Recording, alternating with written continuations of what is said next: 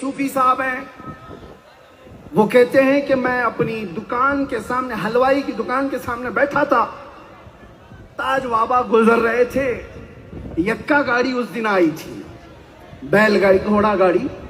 اس سے جا رہے تھے تو اچانک گاڑی کو بابا نے روک دیا اور کہا صوفی صاحب آؤ ہمارے ساتھ، ہم تم کو دوسری مٹھائی کھلاتے ہیں۔ صوفی صاحب کہتے ہیں میں حلوائی کی دکان چھوڑ کر جلدی سے گاڑی میں سوار ہوا، یہ عصر کے بعد کا وقت ہے، اور سننا توجہ سے،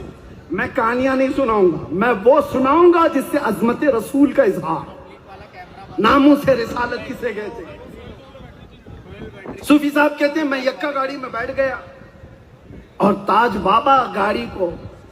جو ہانکنے والا تھا اس سے کہتے ہیں ہانک اور تیزی سے چلا، عصر کے بعد کا وقت ہے۔ صوفی صاحب کہتے ہیں اچانک ہم ایک محلے میں آئے، میں تو ناگپور کا پیدا ہوا، ناگپور میں میری جوانی گزری، جس محلے میں آیا وہ محلہ ناگپور کا ہے ہی نہیں، یہ گاڑی اچانک کہاں آ گئی؟ تو دیکھا تاج بابا ایک جگہ رکے گاڑی میں اور مٹھائی کی دکانیں تھی، گورے چھٹے لوگ، اونچے چوڑے لوگ وہاں پر موجود ہیں، تاج بابا ان سے بات کر رہے ہیں۔ صوفی صاحب کہتے ہیں مجھے بات بھی نہیں سمجھ میں آ رہی، وہ پشتو زبان میں بات کر رہے ہیں، پشتو زبان افغانستان کی کندھار کی زبان ہے۔ کئی لوگوں سے ملاقات کیا، کندھاری لوگوں سے بات کیا، اس سے بات کیا، اس کی خیریت پوچھی، اس سے کیا، اس کی خیریت پوچھی، دکانیں دیکھا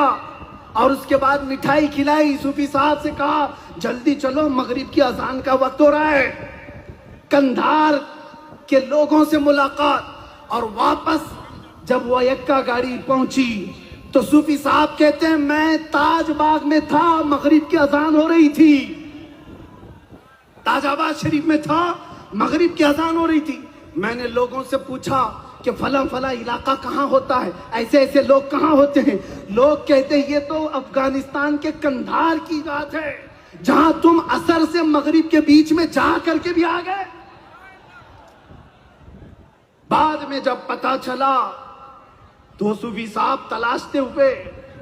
تحقیق بھی کیے کہ حقیقت ملی، لوگ بھی ملے،